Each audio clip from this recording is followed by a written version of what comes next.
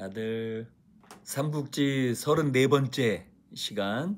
오늘은 삼국지에서 자주 나오게 되는 그 얘기들이 나오게 되는 장면인데, 유비가 제갈공명을 만나는 삼고초려 해서 제갈공명을 만나는 장면이에요.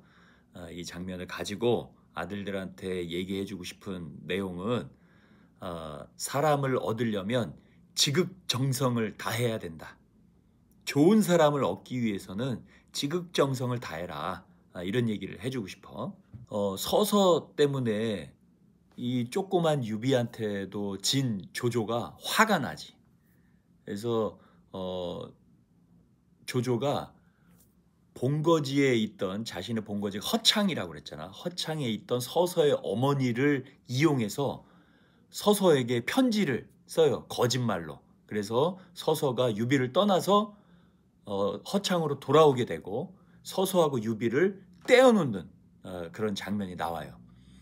그래서 서서가 집에 돌아가서 어머니를 딱 뵀는데, 어머니는 서서가 돌아온, 아들이 돌아온 걸 보고 실망해서 스스로 목숨을 끊었다, 이런 얘기가 있지.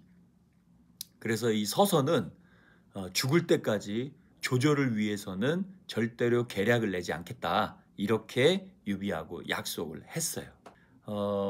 서서는 유비를 떠나면서 천재적인 전략가 두 명을 추천을 해. 그 하나는 우리가 제갈공명이라고 하는 봉룡, 그다음에 두 번째는 방통이라고 부르는 봉추. 봉룡과 봉추, 이런 사람을 추천하면서 유비가 이 두 명 중에 한 명만이라도 얻을 수 있으면 천하를 얻을 수 있을 것이다, 이렇게 서서가 얘기를 해줘요. 그런데 유비가 찾아보니까 유비가 머물던 그곳에서 가까운 신야라는 곳에 제갈공명이 있다는 얘기를 듣고 동생들 관우하고 장비를 데리고 제갈공명을 찾아가지. 그래서 제갈공명을 3번씩이나 찾아갔다, 이래서 삼고초려라는 말이 여기서 나오게 돼요. 그래서 결국은 제갈공명을 영입하는데 성공을 하게 되는 거야.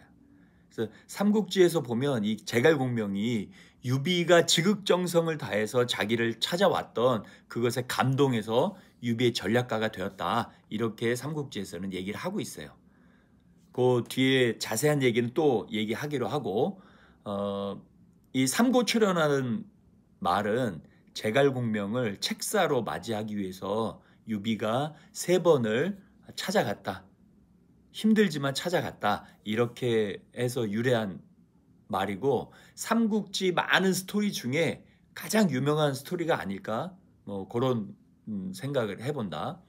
그만큼 제갈공명이란 사람 같이 중요한 사람을 영입할 때는 정말 지극정성을 다하고 나를 낮춰서 좀 도와주십시오, 이렇게 모셔올 필요가 있어요. 지극정성을 다해야 사람이 감동하게 되는 거지. 사람이 얼마나 중요한지, 사실 유비는 제갈공명을 만났기 때문에 나중에 총나라의 왕, 총나라의 황제가 될 수 있는 계기가 됐던 거예요. 그만큼 사람이 중요하기 때문에 그렇게 중요한 사람을 영입할 때는 지극정성을 다해야 된다, 이런 얘기를 꼭 해주고 싶어. 유비의 인생은 제갈공명을 만나기 전, 또 제갈공명을 만나기 후, 그러니까 유비는 제갈공명을 만나기 전후로 인생이 완전히 바뀌게 되는 거야. 이전에는, 제갈공명을 만나기 이전에는 혼자서 사방팔방을 뛰어다니고 관우 장비 이런 사람들이 그냥 해가지고 별다른 성공을 하지 못했어요. 그런 인생이었지만 제갈공명을 만난 이후의 인생은 완전히 삼국지의 주인공으로 부상을 하게 되는 거지.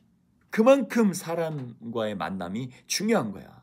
아빠가 예전에 계란 바이어를 할 때가 있었어요. 계란 바이어를 했을 때 그때 당시에 항생제가 전혀 들어가 있지 않은 깨끗한 무항생제 계란이라는 것을 만들기 위해서 전국을 다 찾아다녔는데, 내가 꼭 이 사람이랑 이 농장이랑 거래를 해야 되겠다라고 생각했던 깨끗한 계란 농장 사장님이 있었어.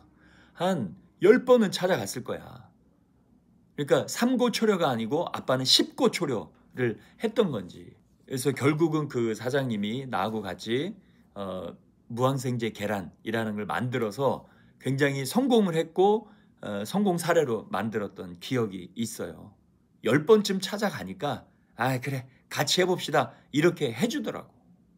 그러니까 사람이 됐든 어떤 상품이 됐든 지극정성을 쏟지 않으면 절대로 얻을 수 없고 절대로 성공할 수가 없다. 사람을 얻으려면 지극정성을 다해야 된다.